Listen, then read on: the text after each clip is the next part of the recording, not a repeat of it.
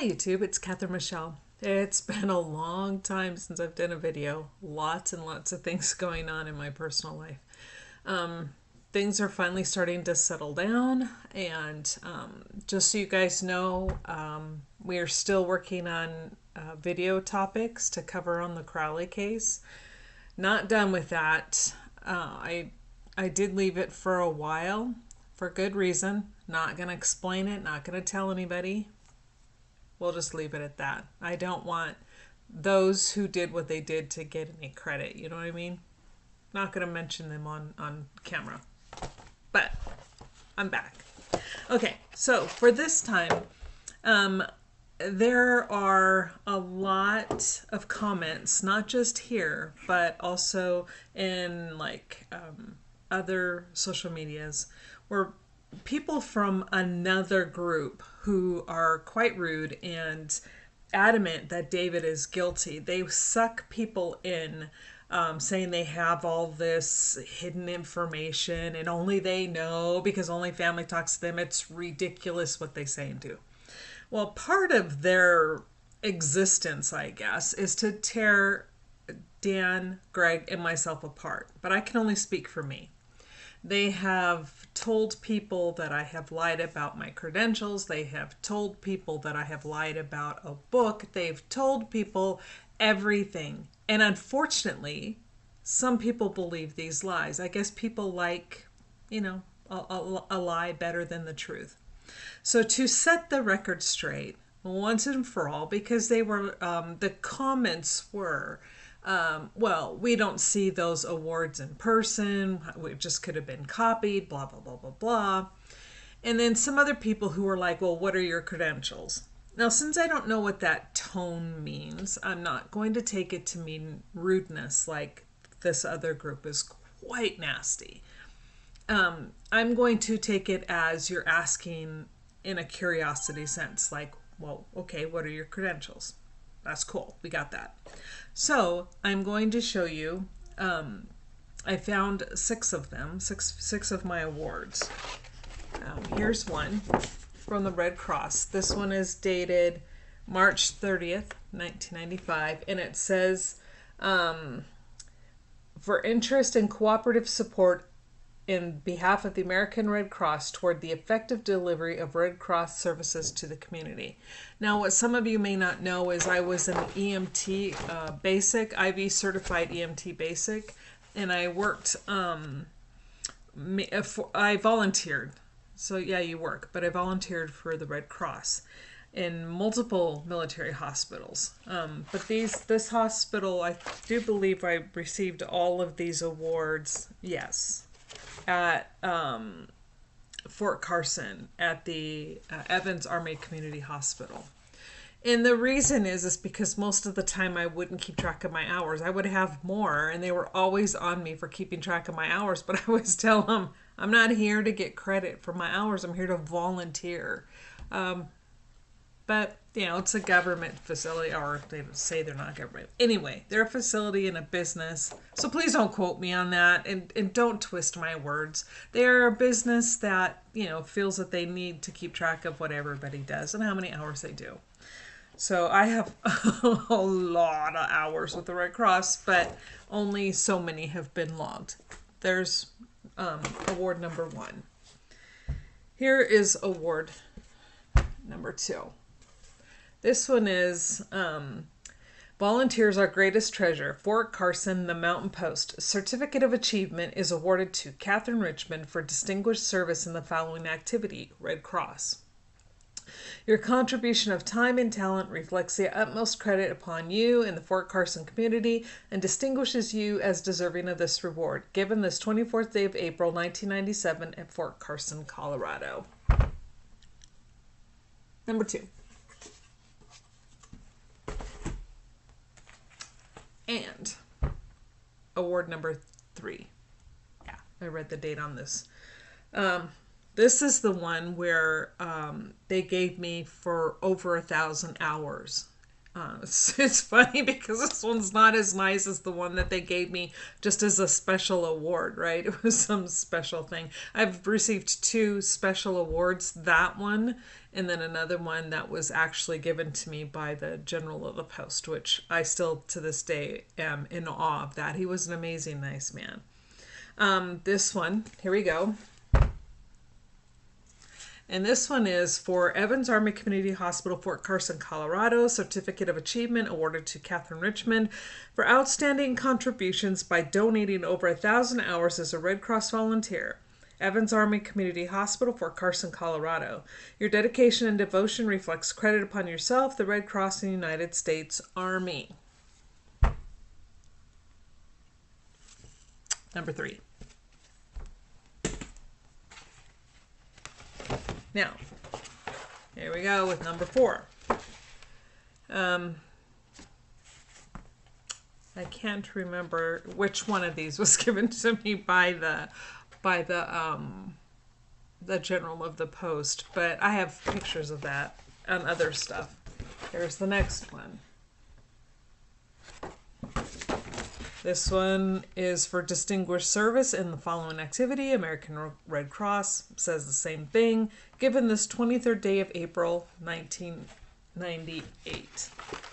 So my 1,000 hours were, well, okay, I had more than 1,000 hours, but they finally got me to log 1,000 hours, and this one was given to me on October 1st, 1997. So the next year I'm still volunteering. It's 1998. Here's another one. And then oh no, not the last one. Maybe this is the one. Certificate of Appreciation for 3 years for interest and cooperative support in behalf of the American Red Cross. So see, they were going by hours and stuff by this time. No. That's not true because my first award that they gave me was in 95. This is 98. So it really was 3 years, I guess, being with them. That particular office. There you go. And this was dated October, I haven't had enough coffee yet today. April 29th, 1998. 3 years of service with the Red Cross as an EMT. Dealing with cases. All kinds of cases. Death, life, limbs, you name it. And the last one that I found, this one was presented April 1999. So now we're 4 years of them keeping track of me. And this is the last one that I could find. And this is a healing voice, a loving touch, a listening ear. You give so much. A caring heart, a wisdom's wealth, a sharing spirit. You give yourself. Thank you for making a world of difference. Presented this 29th day of April 1999. And this was signed again by the General of the Post, John Riggs. See his signature? So, I had more, and I have so many hours volunteering with the Red Cross, and not just in Colorado, but in other states as well. But I never kept track of my hours, again, because I didn't feel it was necessary. I wasn't there to get these awards. I was there to volunteer and help when they needed it. My other credentials include being on scene for several mass cal events, and I mean mass casualty, not just 3 or 4. We're talking 40, 50, 60, sometimes more patients. So I have an extremely vast experience from, dealing, and when I first became a first responder until I became an EMT and then received more training. I actually trained with the paramedics, but I just never wanted to go that route. I never wanted to be a paramedic. I had more fun, and I felt at the time I had more freedom as an EMT basic because, I could pretty much stay, in the ER where the paramedics really were out, going up, picking up patients. And the paramedics, I knew and who actually taught me a lot of stuff. I was trained to do more, and I worked under the license of a physician there to do more than an EMT basic because I took the classes, passed the classes, but I just never went to the National Registry and took the exam. So since at the time I could present and show them, here's a certificate, I passed this portion of the paramedic course. So at that point I could then work under a physician's license. It was all specially done because I received specific training for this one specific facility. Now that doesn't happen much. They don't hardly ever do this at all. So I was one of the lucky ones, and I learned so much. So I have a lot of experience. And also to set the record straight, I never, ever, ever, ever, ever have said I worked for a coroner's office. Oh my gosh, there's another room I have to put to rest. It's like the idiocy of some of these people. I just wish, sometimes you could just take duct tape and stick it over their mouth just so they stop typing or talking, and do something with their hands so they can't type anymore, because the sheer ignorance that comes from them is astounding. I have never worked for a coroner's office. What I said is I was allowed to go into a coroner's office and then follow them and stay with them during the course of a day, kind of like a ride along with a police department. I got to observe autopsies. I got to read autopsy reports and other case reports. Closed cases, I believe they were all closed cases, because I don't think I was allowed to see open cases. If I'm remembering correctly, I'm pretty sure they were all closed cases.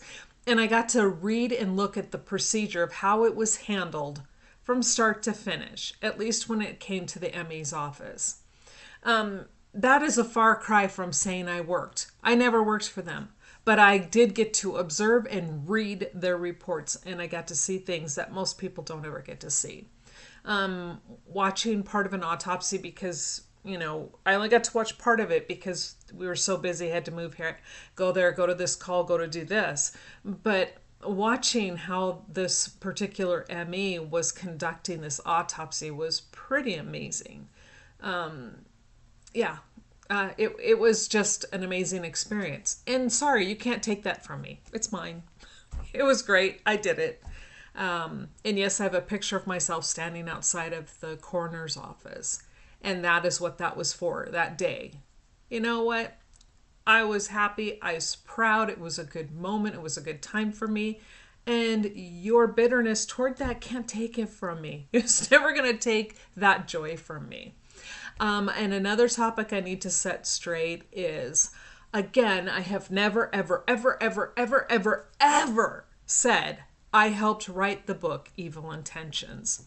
I said if these wackadoodles would pay attention, what I said was I was doing research for a book. I had read the book Evil Intentions. My mother had married one of the guys that are mentioned, one of the criminals in that book. His name is Robert John Logan, who was guilty of killing one of the Susans in the book.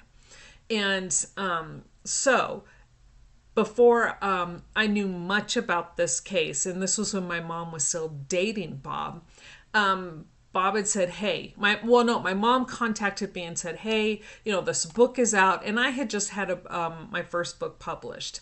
And she's like, these guys want to know if you will write a book telling their side of the story. And I said, sure, why not? I mean, this is a chance of a lifetime, right, for me. At the time, it was a chance of a lifetime. So I said, sure, I'll do it. But I need to do a whole lot of research first. And so I contacted Bob and I contacted Mike. And I never talked directly with Jesse Gillies. He and Mike were the ones who killed the other Susan in the book. And that's the one who the book was, Evil Intentions was mainly talking about, was this particular Susan. And, but my mother had talked with Jesse. And so I told her, so she sent me all of the correspondence she had had with Jesse Gillies. I then started talking to Bob. I started corresponding with Mike. I had to get special permission with the state of Arizona to get visitation, to do interviews with both of these men in order to get their side of the story. And I told them both in letters previously before I got there, and I said, okay, if I find out that you've either lied to me or if I get the feeling you're lying or fabricating, it's over. I'm done. I will walk away. I don't care how much time I put into this. And so they're like, okay, sure, no problem. So, I get there. In the first several visits, they were both very upfront. And I have to admit that Robert John Logan, Bob, as we know him, actually was extremely forthcoming on what he did, why he did it. And it was disturbing, to say the least. But he really was upfront, so he was honest. His brother Mike, however, was a whole different story. And he kept holding back. And I'm like, okay, Mike, you're not telling. It's costing me money to drive down here to talk to you. It's costing me time. So why aren't you telling me what you said you would tell me? He then said, he goes, well, Jesse is still alive. Because Jesse was on the, I don't know, we'll call it a list. He was on the, I guess that's what it is, a list to be executed by the state of Arizona for his part and his share in the murder of Susan. And he deserved it. I mean, there's no other way to put it. The man deserved it. He was not a kind man. Even up to the point of when he died, he just didn't care about what he did to her and her family. Okay, off topic. So I just said, okay, well, I will then come back after the second or third visit. I said, okay, I'm not going to come back and see you again until after Jesse is executed. And I said, at that time, will you then tell me the truth and the whole truth of the story? And he's like, sure. And I said, okay, I will keep researching and still keep writing, but I'm not going to finish and I'm not going to continue until you tell me the truth. And he's like, all right, no problem. So Jesse Gillies was executed. It was a really bad time for me because I believe it was a federal defense, or it was some federal office that had to, maybe it was his defense team, because I think they were trying to help keep him alive or trying to find information. So they contacted me and said, we understand you have all this stuff. You've done all this research. Can you send it to us? And I wrote him back and I said, you don't want what I have. I said, trust me, you see this. You don't want to present this to a court. And they said, yes, we do. Please send it. And I'm like, okay, here you go. So I sent it to them. And they did send it back. And he was executed. And so even though I know it wasn't my fault, you still kind of carry that guilt because of the things that I had found. And then they had to make it part of the record, they're presenting it. And anyway, I carried some guilt, even though I knew I was not responsible for his death. I still, when he died, it was not a good time for me. I just, death is just not cool. It's not okay. I don't, even though some people deserve it, it's still hard to see and hard to know that it's occurred. Now, back to Mike. So Jesse was executed. I got permission again about 3 or 6 months later to drive down and have another interview with Mike. So during this interview, I'm like, okay, Mike, I'm ready. You said you would tell me. Here we go. Well, then he's like, I don't remember anything. And I said, excuse me? Oh, no, I really don't remember anything. I said, I have driven 10 hours. I have waited 5 years for this, 4 or 5 years. And now all of a sudden you don't remember? I said, you told me that you would give me the story once Jesse was dead, because now he can't come back within the prison system, because I think they were both in the same prison at the time. He can't hurt you anymore. He's gone. He's dead.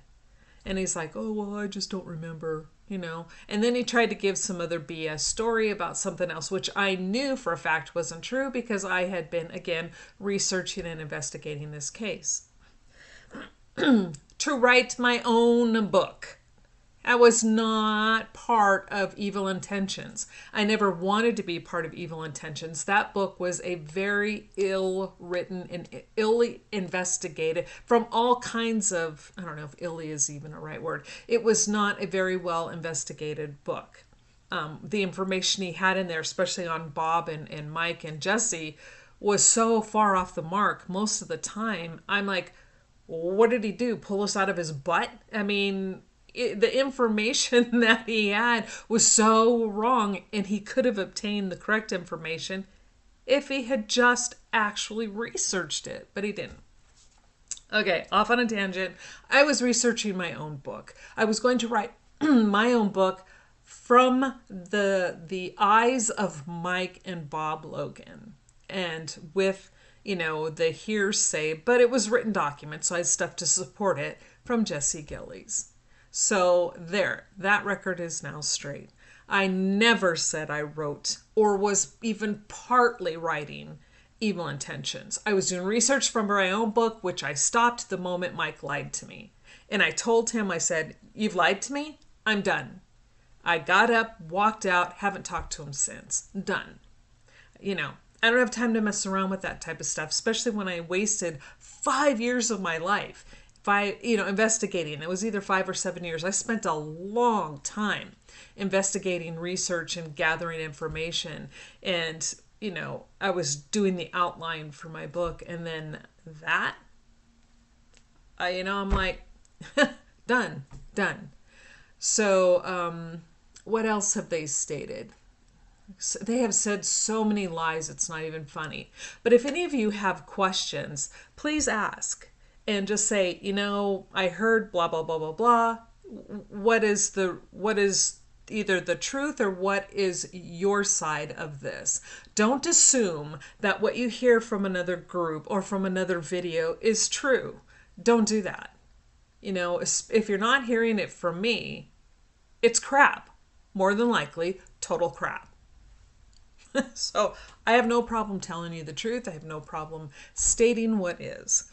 Now, the video I'm working on now, you guys are going to love this one. There is, again, this same other group who purports to have a photo of the gun, the real gun, on the floor next to David's body. And they tell everybody that they have all these special photos and only they have the truth. Just wait. I'm sorry. It is so funny. This photo is hilarious. And I'm just like, oh, wow. Okay. Yes, we're working on that one. And then also, well, another thing to set the record straight. I'm trying to get everything combined into one video, so sorry if I'm ranting. But this other one is about the autopsy reports and toxicology reports. And again, oh my gosh, I really wish I could, I would invest in duct tape and I would just duct tape all of their mouths shut. Oh, okay. Now, they have, again, this special group tells everybody that only they have access to the family, only they have seen all the real reports, only they have all the real photos. And it's like bullshit. Absolute and utter and complete bullshit. Okay, the one is this infamous gun picture. You're going to love that one. The next one is a discussion that is going on in the Justice for David Crowley group about toxicology reports and autopsy reports. And how there are a lot of people who are mouthpieces for this other group that come to the Justice for David Crowley page. And I'm sure some of them are probably trying to get clarification because they're hearing this ideology over here, and then they hear our ideology over here, and maybe they're kind of lost somewhere in between. So, to set the record straight once and for all, no, I don't believe anybody has the complete and full autopsy report. There is usually, but not always, an autopsy report and a medical examiner's report. Now, in some places, these terms are reversed. Some are called, the smaller report will be the ME's report, and the larger report is the autopsy report. That is neither here nor there.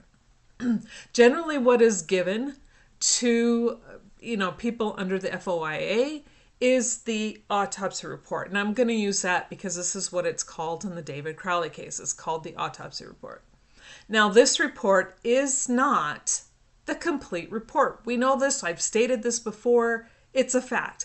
It is the condensed form of the report, but I don't know if there's a larger report. Maybe this is the one and only report. Have no idea. We have not been told and or presented with the full copy because, again, generally by FOIA, those are not released.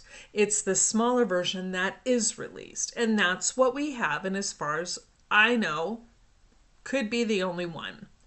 Don't know.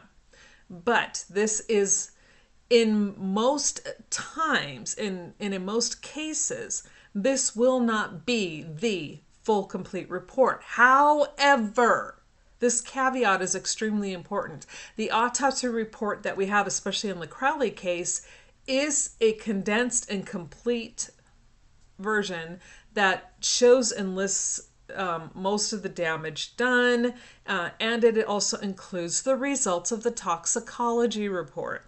Now, when they take samples from bodies, especially the Crowleys, they will take their samples, I believe it was urine, and maybe, I don't even know if they had any blood in them, but wherever the ME got the sample, they take that, and then they send it to a lab and they test it. Then the full toxicology report will generally come back in a separate form. However, again, what these... Okay, I gotta be nice. The ME will then take those results and condense them and add that conclusion and those results to the autopsy report. So when it's the toxicology section in the autopsy report, which lists that David had no drugs, no alcohol in his system, that is accurate. That is complete. He had nothing in his system. It doesn't matter that we don't have the full and complete toxicology report. What matters is what is included in the autopsy report are the findings from the toxicology report. And the findings of the toxicology report were no alcohol, no drugs in his system. That is what is important. So I hope that clears things up a little bit so people will stop. It's like, be careful. When you go and you start listening to either someone or another group, and they start leading you down this ridiculous path, think twice about what you're doing, Don't waste your time with somebody who's going to try to stir the pot and try to create fabricated stories. Just don't. It's not worth it. So for now, I think this is long enough for now. But yes, so you've seen my credentials. I was an EMT for many years. I was a first responder before, which I include that time, which kind of could, because it overlapped as well. I was a first responder and then still a first responder when I became an EMT. So my total time as an emergency responder was about 10 years, where I was licensed, so to speak. I still continued after that because I would still go and take tests, but I did not keep up the CEUs for my national registry. Now, understand that there is a National Registry of Emergency Medical Technicians, which is what I took, and then there are state exams, which I did not take the state because I wanted to maintain my national registry. It's a harder test, and it means that I am qualified to work as an EMT in every U.S. state, where if I had only received the whichever state I was in, I would not be able to transfer that to the next state I went to because they differ and they're not as encompassing, and so you don't have to know as much. That is why I went national. I wanted more knowledge, and I wanted to be able to work everywhere. And so that's why I was able to go from state to state to state under my national registry. Hope that helps. Hope that clears up a whole lot of the miscommunication by others. I love to call them the wackadoodles because it's such a fitting name. Okay, but if you have any other questions, please ask me. I have no problem answering questions. Seriously, I don't. I'm okay with that. And again, I think the next video we're going to put out, it's I believe it's going to be on the gun. I don't know. We're working on a lot of them. It's just trying to get everything finished up. You know, again, because in case you haven't noticed my background, due to certain situations, I had to move. And now I moved.